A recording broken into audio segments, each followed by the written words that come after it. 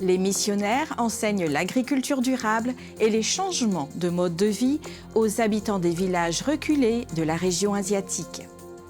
Les explorateurs du Chili battent un record mondial dans une campagne pour l'acquisition de lits pour les enfants. L'Église adventiste à Cuba intensifie la formation des dirigeants face à l'exode des pasteurs. Hope Channel Philippines adopte la transmission numérique et ouvre une nouvelle ère de communication. Voici les titres de ce nouvel épisode des Actualités ANN. Visionnez pour vous tenir informé, être inspiré et connecté à travers le monde.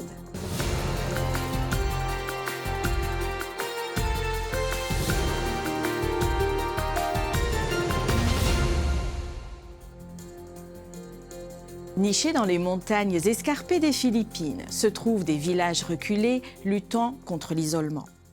Plusieurs ministères se sont regroupés pour apporter un changement positif à ces communautés négligées en proposant aux habitants une formation à l'agriculture durable. Steve Dickham nous présente les détails de cette initiative. Bonjour, je m'appelle Steve Dickman de Outpost Centers International. Nous sommes avec Dawn Spoon. Dawn, vous apportez votre aide, même à distance, à un village aux Philippines. Racontez-nous. Le village s'appelle Merma, sur l'île de Palawan.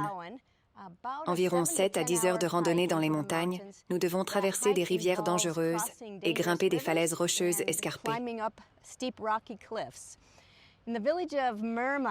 Ils ont un problème de nourriture dans ce village, car cultiver y est difficile. Grâce au principe de l'agriculture en terrasse, ils ont pu terrasser un versant de colline et cultiver des légumes et des fruits pour nourrir les enfants de l'école, afin qu'ils puissent mieux étudier. 6 missionnaires enseignent l'agriculture durable et proposent des changements de mode de vie. Les élèves du village apprennent maintenant à cultiver des potagers. Les produits récoltés fournissent un déjeuner nutritif aux écoliers et de la nourriture à ramener à leur famille. Ils s'appuient sur la santé, l'éducation, l'agriculture et les moyens de subsistance pour atteindre les âmes pour Jésus dans ces villages. 16 jeunes y vont, y passent un an, plutôt tant mois après leur formation. Ensuite, vous avez un engagement de 6 ans pour maintenir les missionnaires de Soulad dans ce village pendant jusqu'à 6 ans. S'il n'y a pas de guerre, si la paix et l'ordre règnent, ça peut même durer jusqu'à 10 ans pour un seul village. L'école adventiste en Jamaïque devient la première institution éducative du pays à adopter l'énergie solaire comme source principale d'énergie. Une cérémonie a célébré l'installation de panneaux solaires d'une valeur de 73 000 $ ou 11,5 millions de dollars jamaïcains, un généreux don de l'Association des anciens élèves de l'école en partenariat avec le siège administratif de l'Église adventiste du 7e jour en Jamaïque centrale. L'initiative témoigne d'un engagement envers la croissance et l'amélioration de l'éducation. Avec une capacité de production d'environ 64 kW par heure, le système solaire a été conçu pour couvrir entre 75 % et 85 % de la consommation totale d'électricité de l'école, desservant 700 élèves en plus du personnel. On estime que le système aura un retour sur investissement dans les 3 ans. La transition vers l'énergie solaire permettra non seulement de réduire considérablement les coûts d'électricité de l'école, mais aussi de permettre la réaffectation des ressources financières vers d'autres domaines éducatifs. De plus, pendant les périodes de vacances, l'excédent d'énergie généré par le système solaire peut être vendu au réseau, offrant une source de revenus supplémentaire pour l'école. Les dirigeants des 2 institutions ont souligné lors de l'événement que l'école adventiste en Jamaïque est un modèle inspirant les autres établissements éducatifs, ouvrant la voie à une approche plus durable et responsable de l'énergie. L'Église adventiste du 7e jour en Jamaïque gère 27 écoles primaires et secondaires et reflète son engagement envers des pratiques plus durables et respectueuses de l'environnement. ADRA permet de développer des compétences agricoles qui ont transformé la vie de nombreuses familles au Zimbabwe. Ces nouvelles opportunités offrent désormais à des enfants comme Zira, âgée de 7 ans, la possibilité d'accéder à l'éducation et de profiter de repas quotidiens sans souffrir de la faim. Je m'appelle Zara et je vis au Zimbabwe avec ma famille. Je n'aime pas avoir faim, mais ça m'arrivait souvent. Mes parents travaillaient dur, vendaient tout ce qu'ils pouvaient et même mendiaient pour nous nourrir. Mais ce n'était jamais suffisant. Maintenant, ma mère cultive et vend des légumes de toutes les couleurs. Ça nous donne de l'argent pour acheter de la nourriture et même payer notre école.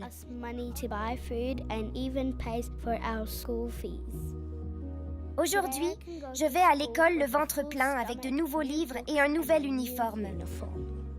Pour soutenir des projets comme celui-ci et bien d'autres par le biais de dons ou de bénévolat, contactez une agence ADRA à proximité. Découvrez l'impact puissant du ministère soutenant ceux qui luttent contre l'addiction. Michael Barnes, patient d'Advent Health, a fait face au désespoir alors qu'il réfléchissait à ses choix de vie. Grâce à l'espoir et à la guérison, il a découvert l'amour authentique. Rejoignez-nous alors que nous partageons ce témoignage remarquable.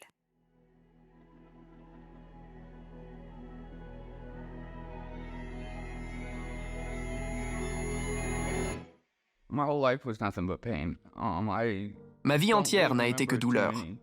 Je ne me souviens pas de moments heureux quand j'étais enfant. Je n'ai jamais été heureux. Je devais tout faire juste pour ne pas me faire crier dessus, pour qu'on ne me dise pas que je n'étais pas assez bon. J'essayais de rendre tout le monde heureux. Je n'ai jamais pu vivre la vie que je voulais. J'ai été exposé à l'alcool et aux drogues aussi longtemps que je me souvienne. J'ai surpris ma mère et mon père habituellement en grandissant. C'est devenu normal, mais c'était horrible. Lorsque j'ai rencontré Michael, il avait touché le fond. Il pesait peut-être 45 kilos. Je n'oublierai jamais. Il est entré et honnêtement, il avait l'air tellement malade, si pâle. Je ne savais pas s'il survivrait le week-end. J'ai dit, je veux savoir si tu veux mourir ou pas, car si tu veux mourir, je vais te laisser tranquille. Et si tu veux vivre, alors laisse-moi t'aider. Il me regarde. Peut-être que c'est la meilleure chose pour moi. Vous imaginez quelqu'un vous dire que mourir est la meilleure chose pour lui?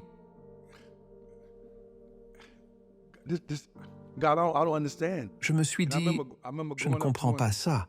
Je me suis approché de lui et je l'ai pris dans mes bras. Je lui ai dit que je l'aimais. J'ai clairement compris que si nous ne le sauvions pas, il allait mourir. Tu comprends? Tout le monde s'était acharné sur lui, mais surtout lui-même. Il avait tout perdu dans la vie et voulait vraiment la récupérer.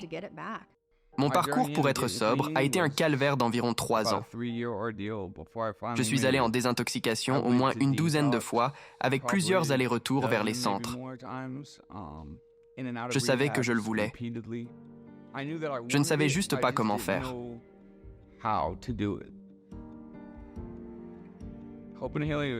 Mon parcours pour être sobre a été un calvaire d'environ 3 ans. Je suis allé en désintoxication au moins une douzaine de fois, avec plusieurs allers-retours vers les centres. Je savais que je le voulais. Je ne savais juste pas comment faire. Personne dans ma vie ne se souciait de moi en tant que personne, mais plutôt de moi en tant que moyen pour atteindre un objectif. Ici, ils m'ont aimé jusqu'à ce que j'apprenne à m'aimer à nouveau. Maintenant, la sobriété est tout pour moi. C'est ma vie. Pour moi, c'est Dieu, la sobriété, et ensuite la famille. Ça semble horrible que ma famille ne soit pas en premier, mais quand on est un toxicomane, il faut apprendre à vivre d'une manière différente. Première étape, je n'aurai pas de famille. Dieu signifie tout pour moi. Il est la lumière au bout du tunnel. Il a toujours été là, même quand je ne le voulais pas. Il est ma mère, mon père. Il fait mon bonheur. Je ne me réveille pas le matin et je ne m'endors pas sans lui parler d'abord, car je dois le remercier pour chaque jour que je suis ici, car je peux être ce père à nouveau. Je peux être cette personne que je voulais être depuis longtemps. Grâce à espoir et guérison,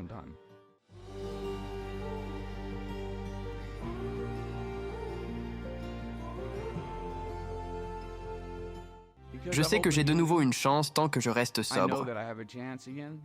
Je ne suis pas l'homme le plus riche du monde.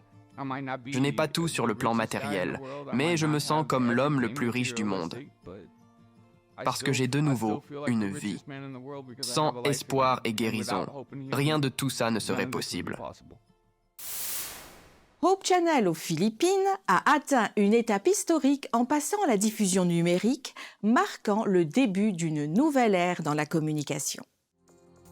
Lors d'une cérémonie spéciale tenue dans la ville de Cebu, Hope Channel des Philippines centrales a célébré le passage au signal numérique, symbolisant non seulement l'avancée technologique, mais aussi un renouvellement de l'engagement envers une qualité supérieure et une portée élargie des diffusions. Les dirigeants du siège administratif central de l'Église adventiste du 7e jour aux Philippines, ainsi que des représentants du diffuseur et d'autres collaborateurs, ont joué un rôle crucial dans cette étape historique. Avec la transmission numérique, Hope Channel a désormais le potentiel d'atteindre un public de plus de 900 000 personnes dans la région, y compris des villes comme Talisay, Mando et Mactan, ainsi que des îles voisines. Avec la transition du signal analogique au signal numérique, un nombre significatif de téléspectateurs auront accès à des programmes inspirants partageant des messages de foi, d'espoir et d'amour. Hope Channel est dédié à la production de programmes de haute qualité qui impactent positivement la vie des individus et les préparent pour la seconde venue du Christ. Cette avancée renforce la mission de la chaîne de toucher des vies et de transformer des cœurs, apportant ainsi. Si vous êtes dans ces régions, branchez-vous sur Hope Channel des Philippines centrales sur la chaîne 25.1. Dans notre voyage à travers le livre La tragédie des siècles avec le pasteur Ted Wilson, président de la Conférence générale des Adventistes du 7e jour, nous avons découvert une information cruciale.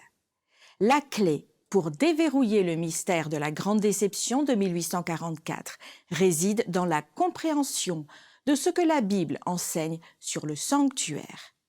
Regardez maintenant une portion de l'étude du chapitre 24 de ce livre pertinent. Alors que les premiers adventistes continuaient d'étudier, la beauté et l'harmonie des vérités de l'Écriture commençaient à briller de plus en plus intensément dans leurs cœurs et leurs esprits. Ils pouvaient voir le lien entre la prophétie de Daniel 8 au verset 14, 2300 soirs et matins, puis le sanctuaire sera purifié, et la déclaration du premier ange de l'Apocalypse 14, « Craignez Dieu et donnez-lui gloire, car l'heure de son jugement est venue. » Ils pouvaient voir que ces passages faisaient référence au ministère de Christ dans le lieu très saint et au jugement investigatif plutôt qu'à sa venue sur terre pour racheter son peuple et détruire les méchants. Ils ont compris que Jésus était venu non sur la terre, comme il s'y était attendu, mais dans le lieu très saint du sanctuaire céleste, comme le rite l'avait annoncé. Cet événement a été décrit par le prophète Daniel qui a écrit « Et voici, sur les nuées des cieux arriva quelqu'un de semblable à un fils de l'homme. Il s'avança vers l'Ancien des jours, et on le fit approcher de lui. » Ils ont réalisé que le prophète Malachie décrivait le même événement lorsqu'il a écrit « Et soudain entrera dans son temple le Seigneur que vous cherchez, et le messager de l'alliance que vous désirez, voici, il vient, dit l'Éternel des armées. » Pour visionner l'épisode complet de Un message du pasteur Ted Wilson et d'autres leçons, visitez la chaîne YouTube officielle de l'Église adventiste du 7e jour. Les explorateurs soutiennent une initiative qui fournit des lits aux enfants défavorisés. Ils sensibilisent en battant le record mondial du plus grand lit du monde au Camporé au Chili. À Chillán, ADRA Chili a réalisé un exploit extraordinaire en assemblant le plus grand lit du monde et bat ainsi le record du monde Guinness avec des dimensions de 19 mètres par 32. La construction de ce lit monumental a nécessité 180 matelas. Cette réalisation de près de 14 tonnes a été rendue possible grâce à la collaboration d'ADRA, de 6000 explorateurs présents au 6e Camporé national au Chili et au soutien de sociétés privées. Sur le campus de l'Université adventiste du Chili, ils se sont unis pour une cause supérieure à tout ce record, sensibiliser sur le besoin urgent de lits chez les enfants et les adolescents. Il ne s'agit pas seulement de battre des records. La campagne « Un enfant, un lit » fait partie de la mission continue d'ADRA Chili. Pour y parvenir, il collecte des fonds chaque année pour fournir de nouveaux lits aux enfants et aux adolescents confrontés à la pauvreté, aux catastrophes naturelles ou à des conditions de vulnérabilité. ADRA Chili s'est engagé à s'assurer que chaque enfant et adolescent ait un endroit sûr et confortable pour se reposer, en soulignant que chaque lit compte. Avec votre aide, il s'assure qu'aucun enfant ne soit privé du repos qui leur est nécessaire. Pour des dons ou du bénévolat dans n'importe quel projet d'ADRA dans le monde entier, prenez contact avec l'agence la plus proche. Un jeune missionnaire en fauteuil roulant a été surpris de recevoir un fauteuil roulant motorisé en cadeau. La livraison a eu lieu lors d'une célébration du projet Mission Caleb avec la participation de plus de 1500 bénévoles dans la ville de Cariacica, Espírito Santo au Brésil. Faisons connaissance avec Amanda Diniz et sa passion pour la mission qui inspire les autres à servir avec dévouement et compassion.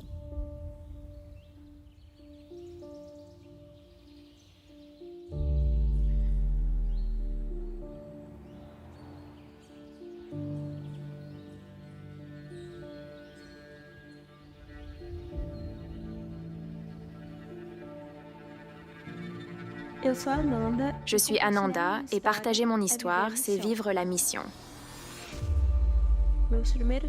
Mes premières années de vie ont été marquées par de nombreuses surprises. J'ai été diagnostiquée avec une myéloméningocèle qui est une malformation congénitale du tube neural.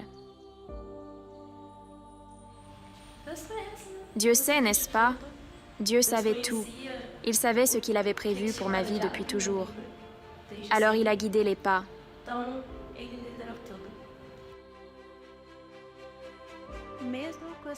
Malgré mes limites physiques, je ne me suis pas limitée. Au contraire, j'ai trouvé des moyens de briser les barrières et de faire une différence dans la vie des autres.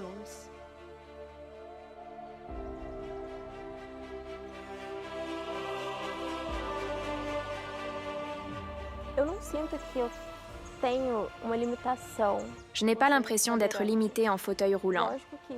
Bien sûr, physiquement, j'ai un handicap, mais je ne le ressens pas dans mon quotidien ou en mission. Car j'ai tellement de soutien de la part des gens et de l'équipe que ce n'est qu'un détail.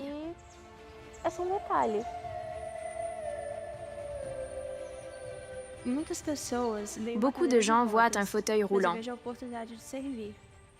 Mais moi, je vois une opportunité de servir. J'ai décidé d'apporter ma force là où elle est nécessaire. C'est merveilleux de voir, après une visite, après une prière, de voir un nouvel espoir, cet éclat dans leurs yeux qui n'était pas là avant, au début.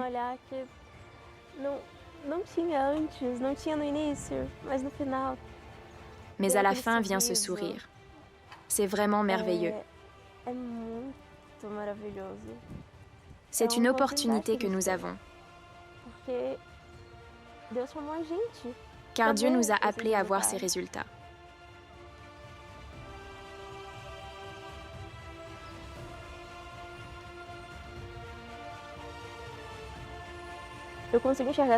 Je vois cette mission comme un appel de Dieu à tout le monde, indépendamment du handicap, indépendamment de tout. C'est une mission que Dieu a donnée à chacun. C'est pourquoi je suis ici et que j'ai accepté cet appel, pour qu'il ne voie pas mes limites. Qu'il ne voit pas le handicap. Il sait qu'il existe, mais il me donne la force et m'aide en amenant tellement de gens pour m'aider là où je ne peux pas faire les choses seule.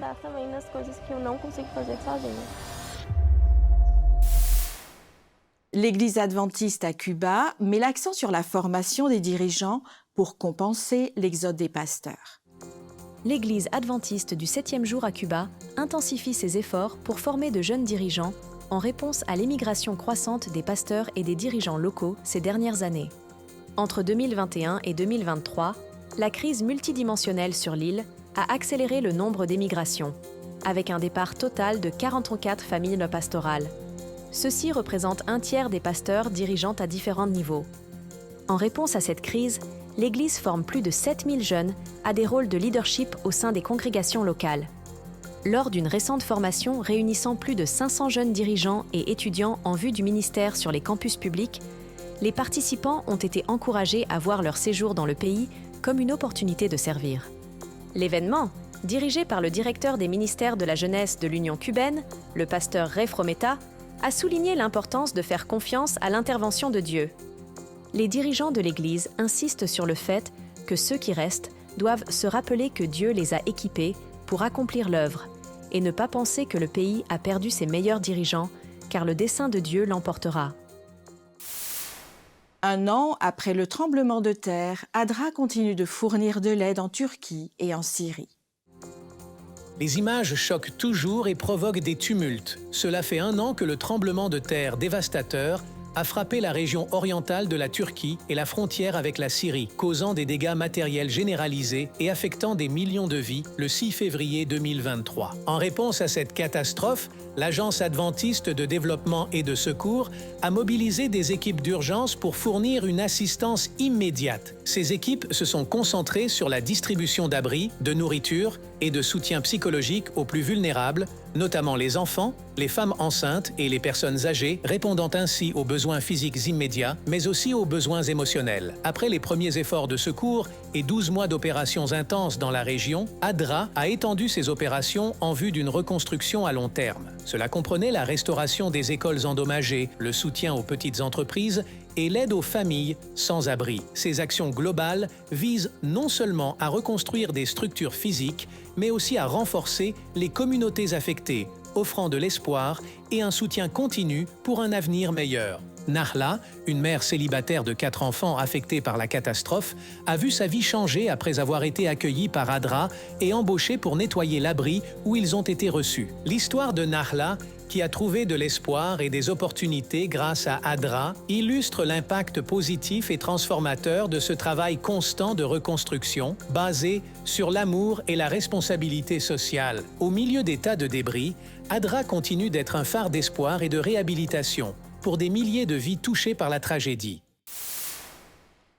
Parmi les villes dévastées par la catastrophe, Antakya, une ville biblique animée, était également en ruine. Explorer l'impact et la récupération alors que nous plongeons dans les interventions d'ADRA qui soutient les communautés pastorales pendant de telles périodes difficiles.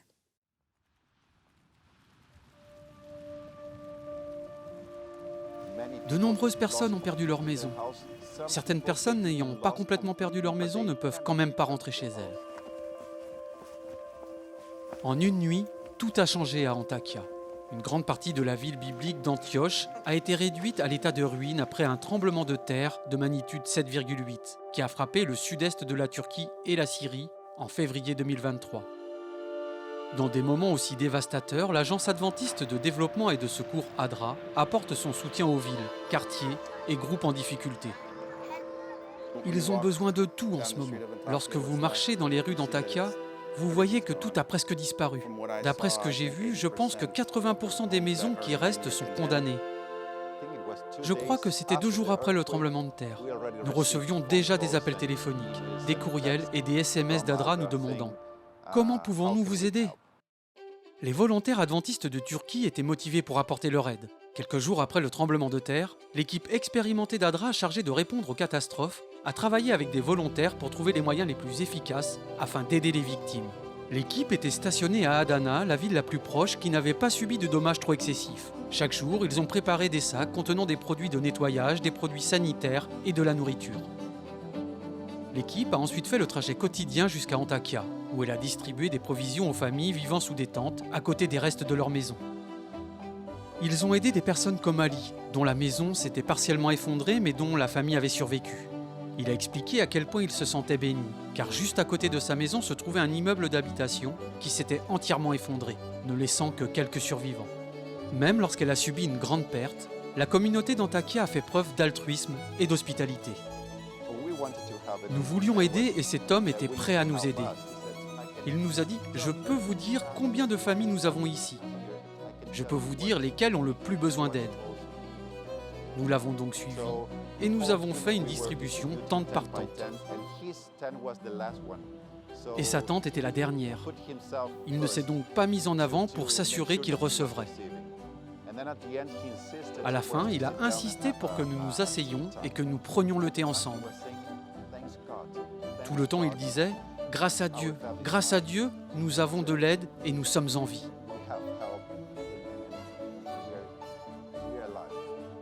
Répondre aux besoins des autres au milieu d'une tragédie permet de montrer l'amour de Jésus à travers le travail humanitaire. C'est ainsi que vous servez. C'est ainsi que vous utilisez les mêmes méthodes que le Christ. Vous agissez en travaillant. Et je pense que c'est ce qu'il a fait aussi, n'est-ce pas? Il nourrissait les gens, il a pris soin d'eux, et c'est ce que nous essayons de faire ici. L'impact positif de l'équipe à Antakya n'aurait pas été possible sans les pasteurs et les volontaires qui travaillent ensemble avec ADRA. Je pense que combiner la capacité des églises à mobiliser des volontaires avec l'expertise humanitaire d'ADRA est tout simplement la chose la plus puissante qui soit. À ce jour, nous avons soutenu plus de 7000 personnes. Tous les objectifs que nous avons fixés avec les volontaires et le personnel d'urgence ont été atteints. J'aimerais avoir ces volontaires à chaque intervention d'urgence à laquelle nous participons. Ils ont été incroyables. ADRA continue de travailler dans le monde entier pour soulager la souffrance et montrer l'amour de Jésus. Merci de prier pour ADRA, ainsi que pour les efforts restants pour soutenir les personnes touchées par le tremblement de terre en Turquie et en Syrie. Merci pour votre soutien à la mission dans le monde entier. Vous avez suivi les actualités sur des actes de service, sur la foi, l'amour du prochain et l'espoir réalisés par l'Église adventiste du 7e jour dans le monde entier. Présente dans plus de 200 pays, la dénomination désire servir comme le Christ à travers ses membres, ses dirigeants, son siège administratif, ses institutions et ses ministères de soutien.